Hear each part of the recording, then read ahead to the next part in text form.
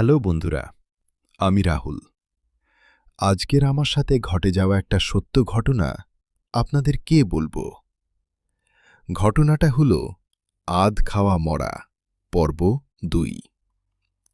তাহলে গল্পটাকে শুনতে থাকো আর আমাদের চ্যানেলটাকে সাবস্ক্রাইব করে দিও। আমাদের পরিবারের সদস্য হয়ে যাও।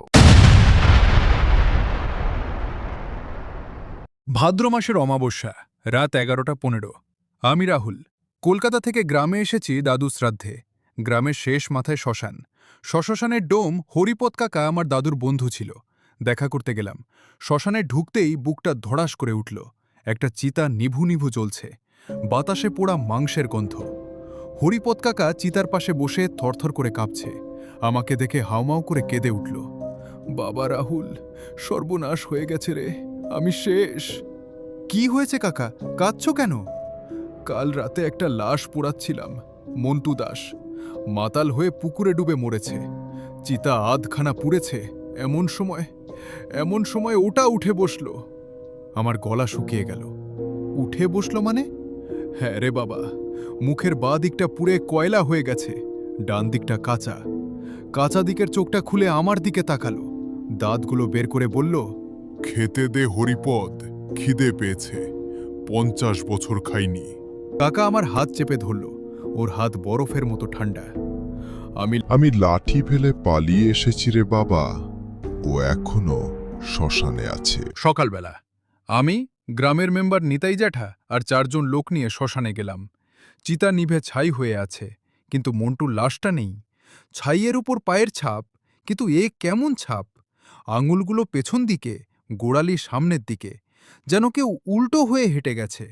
ছাপ চলে গেছে শ্মশানের পেছনের বাঁশঝাড়ে। বাঁশঝাড়ের ভেতর থেকে কর্মর শব্দ আসছে, হাড় চিবানোর শব্দ। নিতাই জ্যাঠা বলল, হরিপদ, তুই মদ খেয়ে ভুল দেখেছিস। হরিপদ কাকা চিৎকার করে উঠল, ভুল না জ্যাঠা, ওটা আধ খাওয়া মরা। যার সৎকার পুরো হয় না সে ফিরে আসে, ওর খিদে মেটে না। তখনই বাঁশঝাড়ের ভেতর খিদে, থেকে কেউ ফিস খিদে, ফিস করে উঠল। মাংস দে। আমরা 5 জন একসাথে পেছন ফিরে দৌড় লাগালাম। সেই রাতেই ঘটল ঘটনাটা। নিতাই জ্যাঠার বাড়ি থেকে কান্নার আওয়াজ। ভোরবেলা গিয়ে দেখি ওর গোয়াল ঘর খালি। 2টো তাগড়া বলদ ছিল, নেই। গোয়ালের মেঝেতে শুধু হাড়গোড় পড়ে আছে, পাঁজর, মাথার খুলি, পায়ের হাড়, কিন্তু একটুও মাংস নেই, এক ফোঁটা রক্তও নেই। যেন কেউ শুষে খেয়ে শুধু কঙ্কালটা ফেলে রেখেছে। গোয়ালের বাঁশের বেড়ায় আঁচড়ের দাগ, মানুষের নখের দাগ, কিন্তু নখগুলো কম করে 3 ইঞ্চি লম্বা আর ধারালো। হরিপদ কাকা হাড়গুলো দেখে কেঁদে ফেলল। বলেছিলাম না, ওর খিদে লেগেছে। আজ জানোয়ার খেয়েছে, কাল মানুষ খাবে। নিতাই জ্যাঠা এবার বিশ্বাস করল। আমার হাত ধরে বলল, বাবা রাহুল, তুমি শহরের ছেলে, কিছু একটা করো, আমার নাতিটা ছোট। রাতে দাদুর ঘরে বসে আছি। দাদু তো 6 মাস আগেই মারা গেছে। হঠাৎ মনে পড়ল দাদুর একটা পুরনো ক্র্যাঙ্ক আছে। খুললাম, ভেতরে একটা টেপ রেকর্ডার, সাথে একটা ক্যাসেট, লেখা 1974, শ্মশান। বুক ধড়ফড় করছে। ক্যাসেট চালালাম, দাদুর গলা ভেসে এল। আজ 12ই ভাদ্র 1974। আমি হারান ওঝা। আজ শ্মশানে যা দেখলাম তা বলার মতো না। মন্টু দাস নামে এক মাতাল পুকুরে ডুবে মরেছে। ওর চিতা জ্বালানোর সময় বৃষ্টি নামল, চিতা আধ পোড়া হয়ে নিভে গেল। রাত 12টায় আমি দেখি ও চিতা থেকে উঠে বসেছে, আমার নাম ধরে ডাকছে, বলছে, ওঝা, আমার খিদে মেটা, আমার কলিজাটা পোড়েনি, নইলে প্রতি 50 বছরে আমি ফিরব, একজন করে তাজা প্রাণ নেব। আমি ওকে সেদিন আবার পুড়িয়েছিলাম, কিন্তু জানি 2024 সালে ও ফিরবে, কারণ কলিজাটা সেদিনও পুরো পড়েনি। টেপটা এখানেই শেষ। আমার হাত পা ঠান্ডা হয়ে গেল। 1974 + 50 = 2024, আর এখন 2026, মানে ও ফিরে এসেছে। আজ অমাবস্যা। আমি আর আমার বন্ধু সুবল ঠিক করলাম শ্মশানে যাব। হাতে দাদু ত্রিশূল, একটা কাঁচের বোতলে সর্ষে আর মোবাইলে ফ্ল্যাশ। রাত 12টা বাজতেই শ্মশানে ঢুকলাম। শ্মশানের বেলগাছটা দুলছে, অথচ এক ফোঁটাও হাওয়া নেই। গাছের নিচে কেউ বসে আছে, মাটি খুঁড়ছে। দুহাতে মাটি সরিয়ে কিছু মুখে পুড়ছে। সুবল আমার হাত চেপে ধরল। দোস্ত, চল পালাই। আমি ফিসফিস করে বললাম, পালিয়ে কোথায় যাবি? ও তো রক্তের গন্ধ পেয়ে গেছে। তখনই ওটা ঘাড় ঘোরালো। ঘাড়টা 180 ডিগ্রি ঘুরে আমাদের দিকে তাকালো। শরীরটা উল্টো দিকে, মাথাটা এই দিকে। এটা হরিপদ কাকা, কিন্তু চোখ দুটো আর মানুষের নেই। ডান চোখটা জ্বলছে শেয়ালের চোখের মতো, বা চোখের কোটরটা ফাঁপা, সেখান থেকে কালো ধোঁয়া বেরোচ্ছে। ও হাসল, দাঁতগুলো ছুচালো। এসেছিস? 3 দিন ধরে শুধু জানোয়ার খাচ্ছি, আজ মানুষের মাংস খাবো। আমরা দৌড় লাগালাম, কিন্তু দুপা গিয়েই আমি হুমড়ি খেয়ে পড়লাম। শ্মশানের মাটি আমার পা টেনে ধরেছে, আঠার মতো। কাদা নয়, আঠা। যত ছাড়াতে যাই তত কোমর পর্যন্ত ডুবে যাচ্ছি। মাটির নিচ থেকে হাত বেরোচ্ছে, পচা, গলা হাত। আমার পা হাঁটু খামচে ধরছে, নখগুলো আমার চামড়ায় বিঁধে যাচ্ছে। সুবল চিৎকার করছে, রাহুল, হাত দে! ও আমার হাত ধরে টানছে। হরিপদ কাকার শরীরটা এবার খুঁড়িয়ে খুঁড়িয়ে গিয়ে আসছে। ওর হাঁটু উল্টো দিকে ভাঁজ হয়ে আছে, তাও আসছে। মুখ থেকে কালো কাদা পড়ছে টপ টপ করে।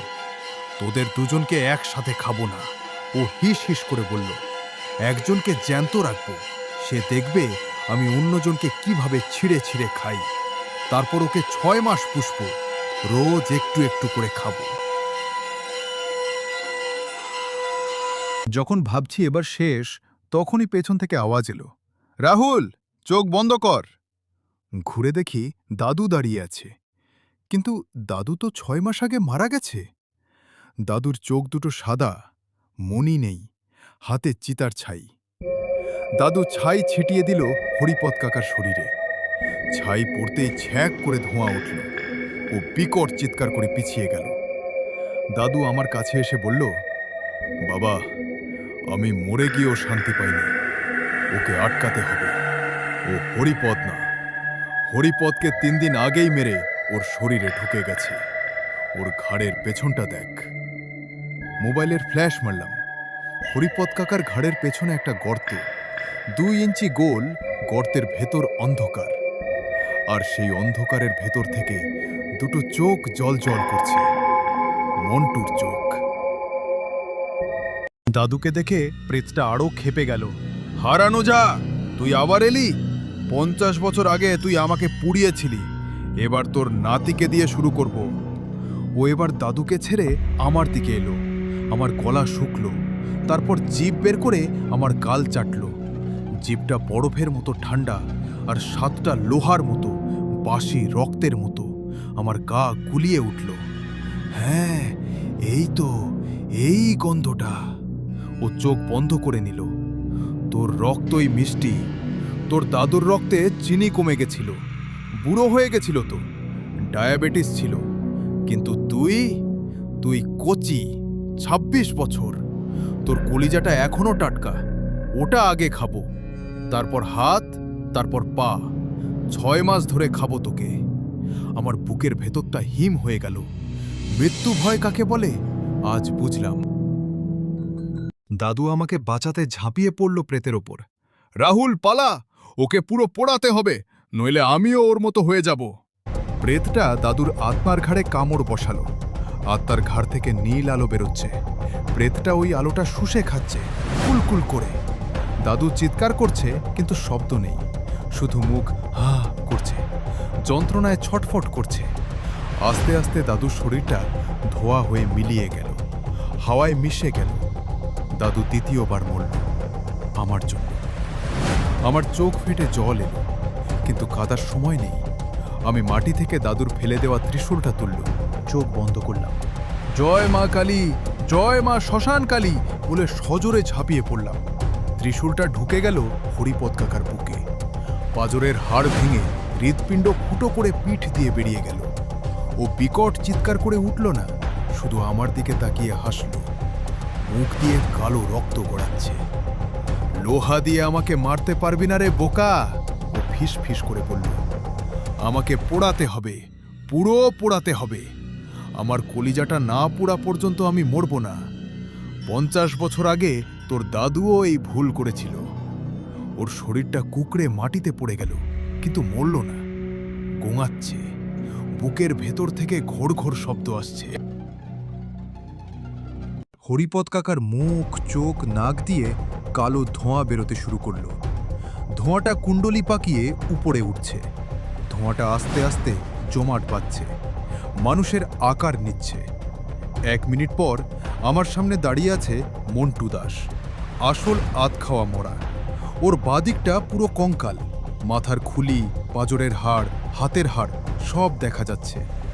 আগুনে পুড়ে কালো হয়ে গেছে। ডান দিকটায় পচা মাংস ঝুলছে। মাংস থেকে পুঁজ পড়ছে, পোকা কিলবিল করছে। ডান চোখটা কোটর থেকে ঠেলে বেরিয়ে এসেছে, ঝুলছে। ও হরিপদ কাকার লাশটা লাথি মেরে সরিয়ে দিল। এই শরীরটা পচে গেছিল, তোরটা নেব, তোরটা টাটকা। আমি আর সুবল পাগলের মতো কাঠ জোগাড় করছি। শ্মশানের ভাঙা খাট, বেলগাছের শুকনো ডাল, বাঁশ সব চিতা সাজাচ্ছি। মন্টুর প্রেতটা নড়তে পারছে না, ত্রিশূলটা এখনও ওর পোড়া বুকে গাঁথা আছে। লোহা ওর শক্তি কমিয়ে দিয়েছে। শুয়ে শুয়ে আমাদের দেখছে আর বলছে, লাভ নেই রাহুল, আমাকে পুড়িয়ে দিলেও আমি আবার আসব। যতদিন মানুষ সৎকারে ফাঁকি দেবে, লাশ আধ পোড়া রাখবে, টাকা বাঁচাবে, ততদিন আমি আসব। আমি অভিশাপ, শ্মশানের অভিশাপ। আমরা দুজনে মিলে ওকে টেনে চিতার উপর ফেললাম। ওর শরীরটা পালকের মতো হালকা, কিন্তু ঠান্ডা, মরার মতো ঠান্ডা। চিতায় কেরোসিন ঢাললাম, দেশলাই জ্বালিয়ে আগুন দিলাম। দাউ দাউ করে আগুন জ্বলে উঠল। আগুন লাগতেই মন্টু ছটফট করতে শুরু করলো। সে কি চিৎকার? মানুষের চিৎকার না, 1000টা শেয়াল একসাথে ডাকলে যেমন হয়। মনে হলো শ্মশানে সব মরা জেগে উঠেছে। আগুনের ভেতর থেকে ওর আধপোড়া মুখটা দেখা যাচ্ছে। 50 বছর পর আগুনের তাপ পেলাম, কিন্তু রাহুল, তোর কলিজার গন্ধটা এখনো আমার নাকে লেগে আছে। আমি আসব তোর ছেলেকে খেতে, তোর নাতিকে খেতে, তোর বংশ শেষ করব। আমি চিৎকার করে উঠলাম, চুপ কর শয়তান! আগুন যখন পুরো নিভে আসছে, ছাই হয়ে আসছে, তখন ছাইয়ের ভেতর থেকে শেষবার ভেসে এলো মন্টুর গলা, খুব ক্ষীণ। রাহুল, মনে রাখিস, আধ খাওয়া জিনিস ফেলে রাখতে নেই, খাবার হোক বা লাশ। আমি গেলাম, কিন্তু আমার খিদে রেখে গেলাম। এই শ্মশানে যে আধপোড়া হবে, তার ভেতর আমি জেগে উঠব। তারপর সব শান্ত। ঝিঝি ডাকছে, রাতের বাতাসে ছাই উঠছে। আমি আর সুবল বসে আছি, দুজনের গায়ে, মুখে, চুলে চিতার ছাই। আমরা মানুষ না প্রেত বোঝা যাচ্ছে না। সকাল 6:12, ভোরের আলো ফুটেছে। গ্রামের লোক এসেছে, নিতাই জ্যাঠা, মেম্বার, সবাই। দাদুর সৎকার হলো, হরিপদ কাকার। পুলিশ এসেছিল, বলেছি বুনো শেয়ালে টেনে নিয়ে গেছিল, আমরা উদ্ধার করেছি। কেউ বিশ্বাস করেনি, কিন্তু কেউ প্রশ্নও করেনি। গ্রামের লোক জানে শ্মশানের ঘটনা নিয়ে বেশি ঘাটাতে নেই, শ্মশান নিজের বিচার নিজে কর। সুবোধ চুপ হয়ে গেছে, কথা বলে না, ফেল ফেল করে তাকিয়ে থাকে। রাতে ঘুমের মধ্যে চিৎকার করে ওঠে, খেতে দে, খেতে দে। 1 সপ্তাহ পর আমি কলকাতায় নিজের ফ্ল্যাটে, শহরে ফিরে এসেছি, কিন্তু শান্তি পাইনি। রাতে ঘুমাতে পারি না। চোখ বন্ধ করলেই সেই আধপোড়া মুখটা ভেসে ওঠে, আর সেই কথাটা কানে বাজে, তোর কলিজার গন্ধটা এখনো আমার নাকে লেগে আছে। ঘুম ভাঙে গলায় ব্যথা নিয়ে। আয়নায় দেখি গলায় নখের আঁচড়, 3টে আঁচড়, লাল হয়ে আছে। আমি একা থাকি, ফ্ল্যাটের দরজা ভেতর থেকে বন্ধ। তাহলে আঁচড় দিল কে? বাথরুমের আয়নায় মাঝে মাঝে দেখি আমার পেছনে হরিপদ কাকা দাঁড়িয়ে আছে।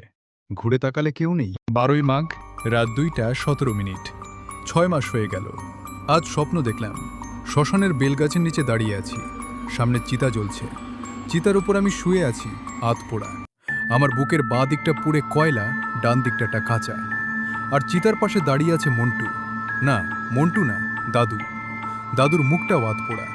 দাদুর পাশে হরিপদ কাকা, তারও মুখ আধপোড়া। 3 জন মিলে আমার কলিজা খুব লেখাচ্ছে। আমি চিৎকার করছি, কিন্তু গলা দিয়ে শব্দ বেরোচ্ছে না। দাদু আমার দিকে তাকিয়ে হাসল। কিরে রাহুল, কেমন লাগছে? তুই আমাদের পুড়িয়েছিস, এবার আমরা তোকে খাবো। ঘুম ভেঙে দেখি সারা গা ঘামে ভিজে গেছে, আর বালিশের পাশে এক মুঠো ছাই, চিতার ছাই। আজ আবার অমাবস্যা, 12ই ফাল্গুন, রাত 12। আমি রেকর্ডার অন করলাম, যদি এটাই শেষ রেকর্ডিং হয়। আমার 10 তলার ফ্ল্যাটের বন্ধ জানালায় টোকা পড়ছে, টক টক টক। আমি উঠে বসলাম, বুকের ভেতর হাতুড়ি পিটছে। জানালার কাছে কুয়াশা জমেছে, কুয়াশার উপর আঙুল দিয়ে কেউ লিখেছে খিদে পেয়েছে। আমি চিৎকার করে উঠলাম, কে কে ওখানে? বাইরে থেকে ফিস ফিস করে উত্তর এলো। গলাটা চেনা, মন্টুর গলা না, দাদুর গলা না, হরিপদ কাকার গলা। সব গলা মিশে গেছে। আমি রে রাহুল, আধ খাওয়া মরা। বলেছিলাম না, আধ খাওয়া জিনিস ফেলে রাখতে নেই। তুই আমার কলিজাটা পুরো পুড়িয়েছিলি, এবার আমি তোরটা খাবো। রাত 12টা 7 মিনিট। আমি জানালা খুলবো না, খুলবো না, খুলবো না। ওহ খোদা, আমি তো দরজা বন্ধ করেছিলাম, তাহলে খুললো কি করে? ও ঘরে ঢুকে পড়েছে। আমি খাটের কোণায় সেধিয়ে গেছি। ওর মুখটা, ওটা মন্টুর মুখ না, ওটা ওটা আমার মুখ। আমার মুখের বাঁ দিকটা পুড়ে কয়লা হয়ে গেছে, ডান দিকটা কাঁচা, সেখান থেকে পুঁজ পড়ছে। ও আমার দিকে এগিয়ে আসছে, হাতে লোহার ত্রিশূল, আমারই ত্রিশূল। ও বলছে, বলেছিলাম না রাহুল, আধ খাওয়া মরা কখনো পুরো মরে না। তুই আমাকে পুড়িয়েছিলি, এবার আমি তোকে পোড়াবো, আধ পোড়া করে রাখবো। তারপর প্রতি অমাবস্যায় এসে একটু একটু করে খাবো, 50 বছর ধরে।